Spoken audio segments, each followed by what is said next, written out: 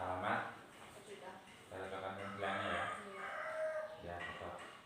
Di sini nanti saya akan melakukan pendidikan kesehatan tentang berduka. Waktunya nanti 5 menit sampai 7 menit ya. Apakah itu bersedia?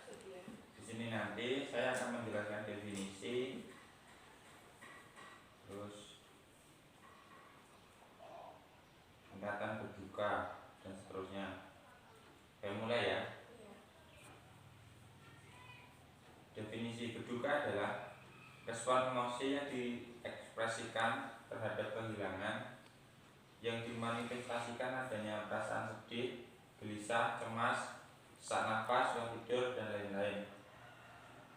Berduka diantisipasi adalah suatu status yang merupakan pengalaman individu dalam merespon kehilangan yang aktual ataupun yang dirasakan seseorang, hubungan atau kedekatan, objek atau ketidakmampuan fungsional sebelum terjadinya kehilangan. Tipe ini masih dalam batas normal. Yang selanjutnya yaitu berduka disfungsional adalah suatu status yang merupakan pengalaman individu yang responnya dibesar-besarkan saat individu kehilangan secara aktual maupun potensial, hubungan, objek, dan ketidakmampuan fungsional. Tipe ini kadang-kadang menjurus ke tipikal abnormal atau kesalahan atau kekacauan.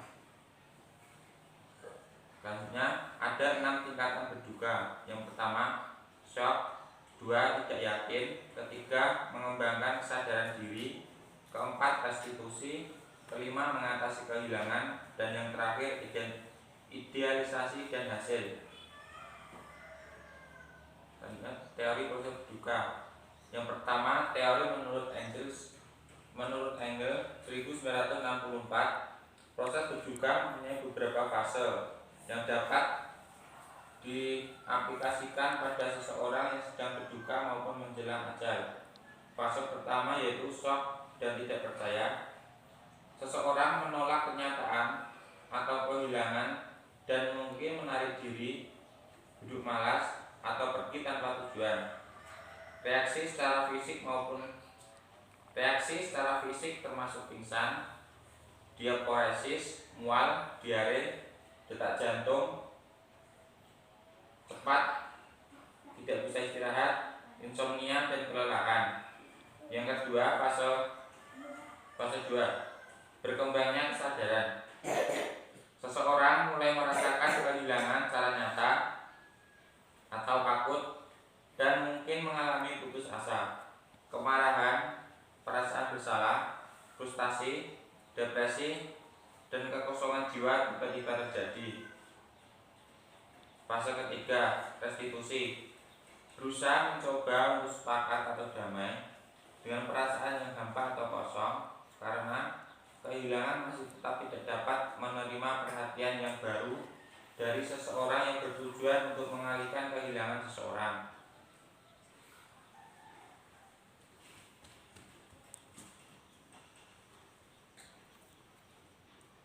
Fase 4, menekan seluruh perasaan yang negatif dan bermusuhan terhadap almarhum.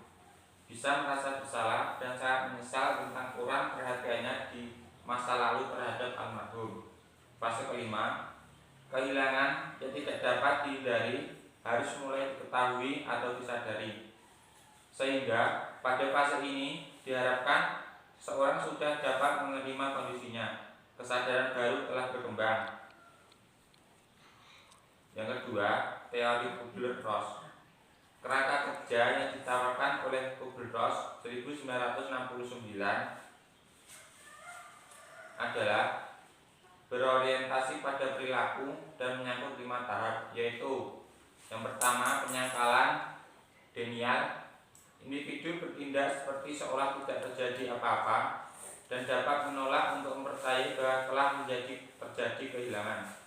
Pernyataan seperti tidak mungkin seperti itu atau tidak akan terjadi pada saya umum dilontarkan klien.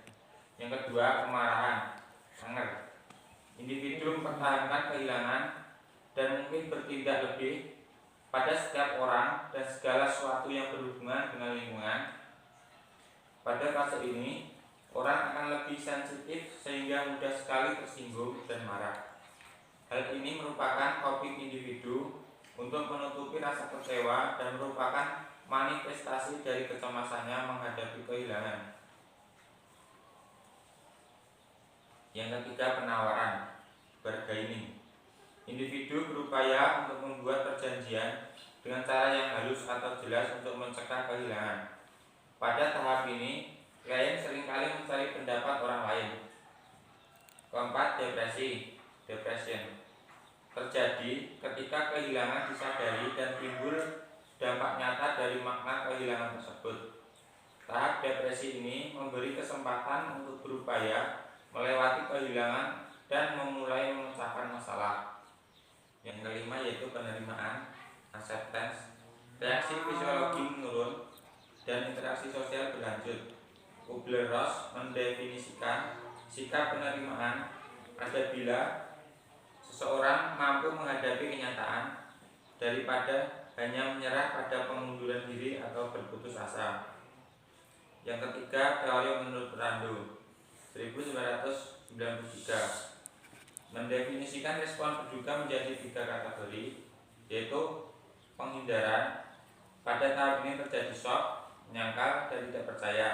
Yang kedua, konfrontasi. Pada tahap ini terjadi luapan emosi yang sangat tinggi ketika klien secara berulang-ulang melawan kehilangan mereka dan kedukaan mereka paling dalam dirasakan paling akut. Yang ketiga, akomodasi. Pada tahap ini terjadi secara bertahap penurunan kedukaan akut dan mulai memasuki kembali secara emosional dan sosial dunia sehari-hari, di mana klien belajar untuk menjalani hidup dengan kehidupan mereka. Yaitu tadi pendidikan kesehatan tentang berduka ya. Apakah ada yang ditanyakan? Kalau begitu, saya permisi dulu. Terima kasih atas waktunya. Wassalamualaikum warahmatullahi wabarakatuh.